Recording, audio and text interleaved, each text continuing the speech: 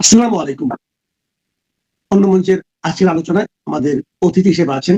এবার পশ্চিমবঙ্গের হলদিয়াতে ভারতের নতুন নৌবাহিনীর ঘাঁটি তৈরি করা হচ্ছে। ভারতের পক্ষ থেকে বলা হয়েছে যে হলদিয়াতে ভারত নতুন নেভাল বেস তৈরি করছে, যা নিঃসন্দেহে গুরুত্বপূর্ণ একটি খবর বর্তমান সময়ের প্রেক্ষাপটে। দেখুন, একদিকে চীন, অন্যদিকে বাংলাদেশ যেভাবে ভারতের ঘাড়ের কাছে নিঃশ্বাস ফেলছে, ঠিক সেখানে বাংলাতে এই নৌঘাঁটি যে কতটা ইম্পর্টেন্ট ছিল আজকের এই ভিডিওতে আপনাদের আমি সহজভাবে বোঝানোর চেষ্টা করব। ভিডিওটি শেষ অবধি দেখবেন। আর যারা এই চ্যানেলটি দেখছেন, ছোট্ট একটা অনুরোধ, ভিডিওটি ভালো লাগলে চ্যানেলটিকে সাবস্ক্রাইব করে পাশে থাকা বেল আইকনটি ক্লিক করে আমাদের পাশে থাকবেন। দেখুন, যে খবর সামনে আসছে সেখানে বলা হচ্ছে ভারত হলদিয়াতে তার সর্বশেষ পরিকল্পনা অনুযায়ী একটি নৌ ঘাঁটি তৈরি করছে। কেন হঠাৎ করে হলদিয়া? প্রথমে বলি এই পার্টিকুলার ঘাঁটিটি কেন ব্যবহার করা হবে। তথ্য বলছে এই ঘাঁটিটি ভারত হাই স্পিড কোস্টাল ভেসেলসকে ওড়ানোর জন্য ব্যবহার করবে। অর্থাৎ এই যে অঞ্চলটি যা সাম্প্রতিক সময় বারবার অশান্ত করার চেষ্টা বাংলাদেশের পক্ষ থেকে হচ্ছে, ঠিক সেখানে হাই স্পিড কোস্টাল ভেসেলকে ডিপ্লয় করবে ভারত। আপনারা জানেন শেষ কিছুদিন ধরেই এখানে মৎস্যজীবী ট্রাকের হানা কিন্তু দেখা যাচ্ছে। বারবার বাংলাদেশের পক্ষ থেকে ফিশিং মিলিশিয়া নামক এক স্ট্র্যাটেজিকে অ্যাপ্লাই করার চেষ্টা করা হচ্ছে, যা চায়নার পুরনো এক স্ট্র্যাটেজি। অর্থাৎ মৎস্যজীবীদের ভিড়ে গোয়েন্দা কিংবা গোয়েন্দা সমতুল্য কোনো ব্যক্তিদের ঢুকিয়ে দাও এবং মৎস্যজীবী ট্র্যাকে তাদেরকে উঠিয়ে দাও। এই ট্রলার সীমান্ত পেরিয়ে যখন ভারতের কাছাকাছি চলে আসে বা ভারতে ঢুকছে, ঠিক তখন সেই গোয়েন্দারা ভারতের মিলিটারি ডিপ্লয়মেন্ট গুলোকে চাক্ষুষ করার চেষ্টা করছে। এই ফিশিং মিলিশিয়া স্ট্র্যাটেজির পর কিন্তু ভারত ফিল করতে শুরু করে যে বে অফ বেঙ্গলে অন্তত বাংলা সীমান্তে এক নতুন নৌঘাঁটি তৈরি করা প্রয়োজন। দ্বিতীয়ত, ইন্টারসেপশনের কাজ কিন্তু এই নৌঘাঁটি থেকে তৈরি হবে। পাশাপাশি হলদিয়ার এই নেভাল বেসকে সার্ভেলেন্স প্ল্যাটফর্ম হিসেবে ব্যবহার করতে চলেছে ভারতের নৌবাহিনী। অর্থাৎ সীমান্তে যে ধরনের থ্রেট ক্রমাগত বাংলাদেশের পক্ষ থেকে বাড়ছে, ঠিক সেখানে সার্ভেলেন্স প্ল্যাটফর্ম ভারতের জলস্তরেও বা জলপথেও একটি কার্যকারী ভূমিকা নিতে পারে, তা বিশেষজ্ঞরা কিন্তু মনে করেছেন। এখন এখন হলদিয়া এমন একটি জায়গা যেখান থেকে এই কাজটি করা সম্ভব। র্যাপিড রেসপন্স টিম এখানে ভারত ডিপ্লয় করবে এবং কোস্টাল সিকিউরিটি এই পার্টিকুলার নেভেল বেস থেকে রক্ষা করা সম্ভব, এবং অ্যান্টি স্মাগলিং অপারেশন যা বর্তমানে বাংলাদেশের দিক থেকে বিভিন্ন ক্ষেত্রে বেড়েছে, সেটাকে কিন্তু রোখার জন্য এই নেভেল বেসকে ব্যবহার করতে চলেছে ভারত। হলদিয়া কেন? অনেকেই হয়তো এই প্রশ্ন করবেন, কেন বাংলায় হঠাৎ করে এই ধরনের নেভাল বেসকে তৈরি করতে চলেছে ভারত? দেখুন, প্রথম কথা, হলদিয়াতে এস্টাবলিশড ডক আছে। ফলে হলদিয়াতে নেভাল বেস করলে ডকের যে ফেসিলিটি, সেই ফেসিলিটি কিন্তু ভারতের নৌসেনারা ব্যবহার করতে পারবেন। অর্থাৎ একটি জায়গার মালপত্র অন্য জায়গায় পাঠানো এবং অন্য জায়গার মালপত্র একটি জায়গায় আসা বা ডকে আসা। ফলে এই যে প্রকাণ্ড ইনফ্রাস্ট্রাকচারটা, সেটা কিন্তু এই নেভাল বেসের জন্য অ্যাডেড ভ্যালু হবে। তাই কিন্তু ভারত এখানে নেভাল বেসটি তৈরি করছেন। পাশাপাশি হলদিয়ার কাছাকাছি রেলপথ এবং সড়ক পথ, অর্থাৎ শুধুমাত্র জলপথকেই ব্যবহার না করে ইন্টিগ্রেটেড রেলপথ এবং এই সড়ক পথের ব্যবহারও এখানে ভারতের সেনা, ভারতের নৌবাহিনী একত্রে করতে পারবে। তার জন্য কিন্তু স্ট্র্যাটেজিক্যালি এবং জিওগ্রাফিক্যালি এই লোকেশনটা অত্যন্ত ইম্পর্টেন্ট হয়ে যাচ্ছে ভারতের জন্য। পাশাপাশি এই অঞ্চলে স্ট্রং এনার্জি এবং ট্রেড ইনফ্রাস্ট্রাকচারের জন্য আজকে ভারত কিন্তু এখানে নেভাল বেস তৈরি করতে চলেছে। অর্থাৎ একসঙ্গে অনেকগুলো কারণ। যদি কোনো রকম বিপদ হয় তাহলে ভারতের আর্মি জলপথে হলদিয়া কানেক্টিভিটি তৈরি করে নেভাল বেসকে সাপোর্ট দিতে পারবে, বা উল্টো দিক থেকেও যদি হয় তাহলে ভারত কিন্তু ডককে কাজে লাগিয়ে আর্মিকে সাপোর্ট দিতে পারবে যে কোনো প্রান্তে। অর্থাৎ সব মিলিয়ে অত্যন্ত গুরুত্বপূর্ণ একটি বিষয়। এই পুরো বিষয়টি এই অঞ্চলের রিভারিয়ান যে সিকিউরিটি আছে, যে সিকিউরিটির উপর দিনের পর দিন থ্রেট ক্রিয়েট করার চেষ্টা করছে বাংলাদেশের পক্ষ থেকে, তার কিন্তু একটি জোরদার মোকাবিলা করা সম্ভব। পাশাপাশি কোস্টাল ডিফেন্স এবং মেরিটিয়ান ট্রেড রুট, এই দুটোর কভারেজ কিন্তু এই হলদিয়ার নেভাল বেস করতে পারে। এবং বর্তমানে আপনারা জানেন ডোনাল্ড ট্রাম্প আসার পর কোস্টাল এরিয়াতে কিন্তু বিভিন্ন ক্ষেত্রে ট্রেড বাড়ছে। ফলে ইম্পর্টেন্ট হলো কোস্টাল সিকিউরিটি। এবং আপনারা জানেন পাকিস্তানের যে জঙ্গিরা ভারতবর্ষে ঢুকে 26/11 মতো মুম্বাইয়ে হত্যালীলা চালিয়েছিল, তারা কিন্তু উপকূলবর্তী অঞ্চল থেকেই এসেছিল। সেক্ষেত্রে বাংলায় কিন্তু কোনো নেভাল বেস ছিল না, যা অত্যন্ত স্ট্র্যাটেজিক্যালি একটা পিছিয়ে থাকার মুহূর্ত তৈরি করতো। যাই হোক, আরো একটা ইম্পর্টেন্ট বিষয় হলো এই অঞ্চলে যে নেভি আছে সেই নেভির যদি দিকটাকে আপনারা চিন্তা ভাবনা করেন তাহলে দেখবেন লোয়ার কস্ট, ফাস্টার ডেভেলপমেন্ট প্রজেক্ট এবং হাই স্ট্র্যাটেজিক রিটার্ন এই নেভাল বেস থেকে পাওয়া সম্ভব, তা ভারত কিন্তু বুঝতে পারছে। পাশাপাশি এই অঞ্চলটি ভারতের গ্লোবাল ট্রেড করিডর, অর্থাৎ বিশ্ব বাণিজ্যে যে মিডিল ইস্ট কিংবা পার্সিয়ান গালফ অঞ্চলে যদি জাহাজকে ট্রেডের জন্য পাঠানো হয় তাহলে কিন্তু গ্লোবাল করিডর হিসেবে ব্যবহার করা হয়। ফলে এই অঞ্চলের নেভাল প্রেজেন্স মানে আপনি এই করিডরটাকে সিকিউর করছেন এবং ভবিষ্যতে আগাম ট্রেডকে রক্ষা করতে পারছেন। পাশাপাশি এই অঞ্চলটি হলো ইন্দো প্যাসিফিকের ইস্টার্ন পিলার। ইন্দো প্যাসিফিক জানিয়ে ডোনাল্ড ট্রাম্প উদ্বিগ্ন, যে ইন্দো প্যাসিফিক রীতিমতো কন্ট্রোল করে চায়না, সেই চায়নার ডমিনেন্স একমাত্র কমাতে পারছে ভারত। এবং ভারত এই জন্যই আমেরিকার কাছেও কিন্তু গুরুত্বপূর্ণ স্ট্র্যাটেজিক পার্টনার হয়ে উঠছে। আর সেই ইন্দো প্যাসিফিকের অত্যন্ত গুরুত্বপূর্ণ ইস্টার্ন পিলার হয়ে উঠবে এই নেভাল বেস। ফলে এখানে কিন্তু মিলিটারি ডিপ্লয়মেন্ট, একাধিক নেভাল শিপ ডিপ্লয়মেন্ট, সমস্ত কিছু কিন্তু ভারতের সেনাবাহিনী করবে। এবং যা ভারত বর্তমানে ঘটে চলা সাম্প্রতিক সময় বাংলাদেশ এবং চীনের যে দৌরাত্ম্য উপকূলবর্তী অঞ্চলে, সেই পার্টিকুলার জিনিসকে মোকাবিলাও কিন্তু ভারতের পক্ষ থেকে করা হবে। পাশাপাশি এটি কিন্তু একটি খুব ক্রিটিক্যাল এনার্জি সাপ্লাই রুট। ফলে এনার্জি নিয়ে গোটা বিশ্বের যুদ্ধের মধ্যে এনার্জি সিকিউর রুটটাকেও যে সিকিউর করতে হবে তা ভারত বুঝতে পেরেছে এবং হলদিয়াতে এই ধরনের নেভাল বেস কিন্তু তৈরি করা হচ্ছে। এবার চায়নার বিষয়টি আপনারা যদি ভাবেন তাহলে দেখবেন চায়না সাম্প্রতিক সময় বাংলাদেশকে সাবমেরিন ট্রান্সফার করেছে এবং বাংলাদেশের চট্টগ্রামে তারা নেভাল ইনফ্রাস্ট্রাকচার তৈরি করছে। আর হলদিয়া থেকে চট্টগ্রাম এতটাই কাছে উপকূলবর্তী এলাকায়, ফলে এটা সরাসরি চায়নার যে ডমিনেন্স এই অঞ্চলে বাড়ার কথা ছিল তা যে সম্পূর্ণভাবে শেষ করে দেবে ভারত, তা কিন্তু পরিষ্কার হয়ে যাচ্ছে।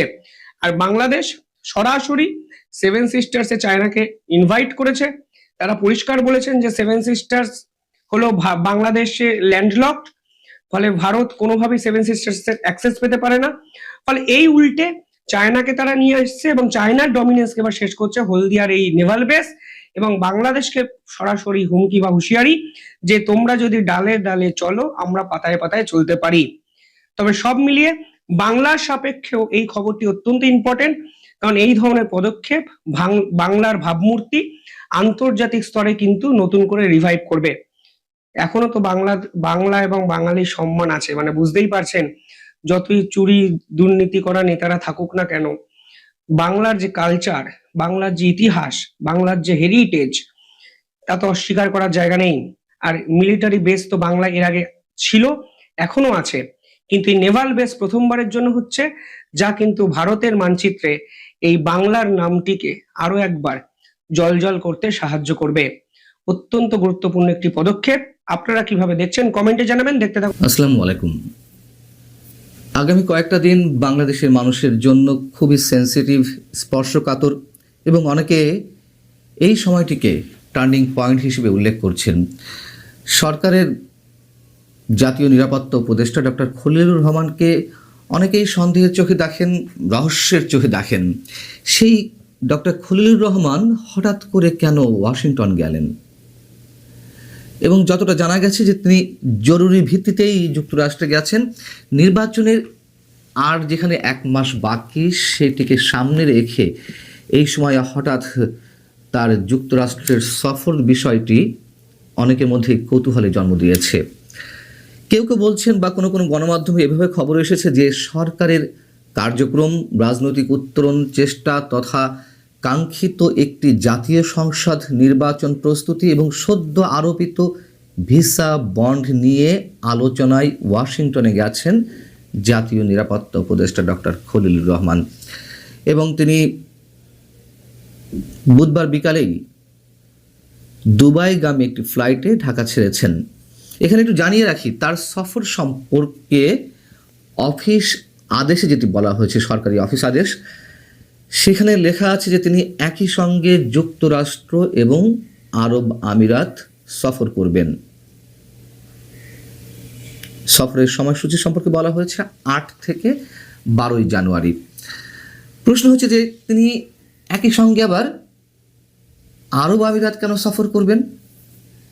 এই মুহূর্তে আরব আমিরাতের যে কোনো বিষয় আমাদের কাছে বিশেষভাবে উপস্থাপিত হচ্ছে, তার কারণ যুক্তরাষ্ট্র বা ভারতের যে কারোর সঙ্গে যে কোনো বৈঠক এই মুহূর্তে অনুষ্ঠিত হলে সেটি আরব আমিরাতে অনুষ্ঠিত হচ্ছে এবং সেগুলোতে নিয়মিত অংশ নিচ্ছেন ডক্টর খলিলুর রহমান।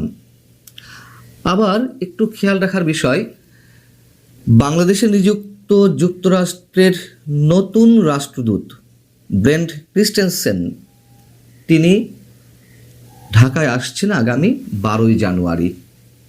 বাংলাদেশে বহুল আলোচিত, তুমুলভাবে সমালোচিত সাবেক মার্কিন রাষ্ট্রদূত পিটার হাসের পর দীর্ঘদিন চলে গেছে, তারপর কিন্তু যুক্তরাষ্ট্র তার দূত হিসেবে পাঠাচ্ছে ব্রেন্ট ক্রিস্টেনসেনকে এবং তিনি ঢাকায় এসে যেটা জানা গেছে